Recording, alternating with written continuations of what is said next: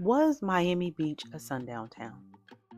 That's something I've heard for years, and honestly, I've repeated it. But recently, I started wondering, is that actually true? Because when most people think about sundown towns, Miami Beach probably isn't the first place that comes to mind. South Beach, Ocean Drive, Art Deco, beautiful hotels, beautiful beaches, paradise. But before we answer that question, we have to understand what a sundown town actually is. According to Encyclopaedia Britannica, sundown towns were communities that intentionally excluded non-white people, most often black people, from living there or even being present after sunset. And those boundaries weren't just enforced with signs. Local laws, intimidation, and sometimes violence were used to make sure people knew exactly where they were and weren't welcome. So, did Miami Beach fit that definition? Well, here's where things get complicated. Because black people weren't absent from Miami Beach. We literally helped build it. Black Bahamians and those who migrated from the Bible Belt were among the early laborers who helped develop Miami and Miami Beach. They brought knowledge of the subtropical environment and provided labor that helped transform this area into the destination that we know today. And as Miami Beach grew into a world-famous resort town, black workers became essential to the hospitality industry. We worked in hotels, the restaurants, the nightclubs, private homes, golf courses. Black people could come to Miami Beach to serve the people vacationing here. But enjoying the paradise we helped create? That was a different story. In 1936, Miami Beach passed Ordinance 457. The ordinance required more than 5,000 seasonal hotel, restaurant, and nightclub workers, along with domestic servants, to register with the police. They were photographed, they were fingerprinted, and they were required to carry identification cards while they were in the city. Many of those workers were black. But here's something that's important. Ordinance 457 didn't simply say black people have to leave Miami Beach when the sun goes down. The system was more complicated than that. And the numbers tell us part of the story. See, in 1940, the census counted 736 black residents living on Miami Beach. So, how could Miami Beach be a sundown town if hundreds of black people lived here? Well, let's look a little closer. Of those 736 black residents, only 2 were children under the age of 14. Historical research indicates that many of the black people recorded as residents during this period were living domestic workers. So in other words, your job could determine whether or not you were allowed to stay. And that's where the story of Miami Beach as a sundown town starts looking just slightly different. Black people could be here. Miami Beach needed us here. Someone had to cook the food, clean the rooms, maintain the properties, and serve the guests, keep this growing tourism industry running. But being allowed to enter Miami Beach wasn't the same thing as being allowed to belong here. Historical accounts describe black people being expected to leave Miami Beach by 8 or 9 o'clock at night, unless they had an acceptable reason to remain, which was usually work.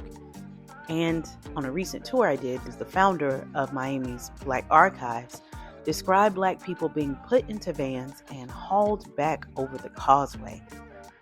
Now, I wanted to know whether these identification rules were actually enforced, and that's when I found something interesting.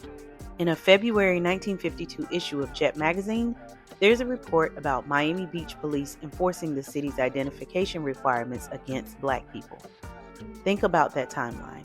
Ordinance 457 was passed in 1936. This was 1952. 16 years later, black people were still dealing with this identification system. So this wasn't just old ordinance sitting in a book somewhere.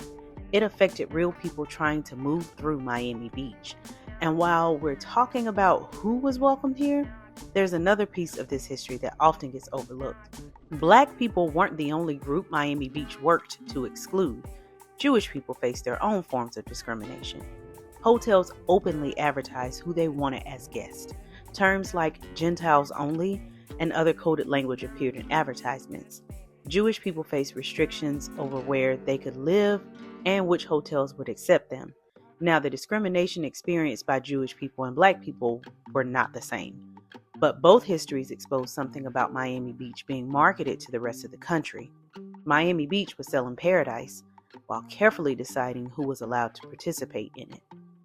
And by the early 1950s, those boundaries were beginning to be challenged. In 1953, more than 150 Black ministers and their wives were expected to stay at the Betsy Ross Hotel on Ocean Drive. The hotel received threats over accommodating them. Ultimately, the group, they sought other accommodations at Black hotels across the bay.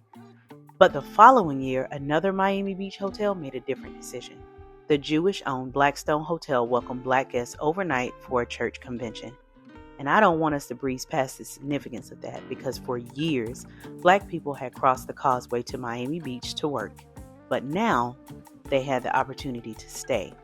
That didn't magically end segregation on Miami Beach, and it didn't suddenly mean that Black people had equal access to its hotels, beaches, restaurants, or recreation, but it did represent another crack in the system that had spent decades determining not only who could be here, but why. So let's go back to my original question. Was Miami Beach a sundown town? According to the History and Social Justice database based on historian James Lewin's research, Miami Beach is classified as a probable sundown town. And after looking at the history, I understand why that word matters. Because Miami Beach doesn't fit neatly into the version of a sundown town that most of us imagine. Black people were here. Hundreds were even counted as residents, but many were here because Miami Beach needed their labor. Historical accounts describe Black people being expected to leave by 8 or 9 p.m. unless they were working. We know workers were required to register with police, be photographed, fingerprinted, and carry identification. We know these identification requirements were still being enforced against Black people years later. And we have firsthand historical accounts of Black people being removed from Miami Beach and taken back across the causeway. So, did Miami Beach function as a sundown town? The evidence says yes, but I think there's an even bigger story hiding underneath that label. Because Miami Beach didn't simply exclude Black people, it needed them. It needed Black labor to help build paradise. It needed Black workers to keep paradise running. And at the same time, it created boundaries around how these same people could experience it. You could work here. You could come here to serve. You might even be allowed to stay if your job required it. But being allowed to enter Miami Beach wasn't the same thing as being allowed to belong here. So the next time you're crossing the causeway towards the beaches, hotels, and palm trees, remember that there was once a time when crossing that same stretch of water meant something very different depending on who you were.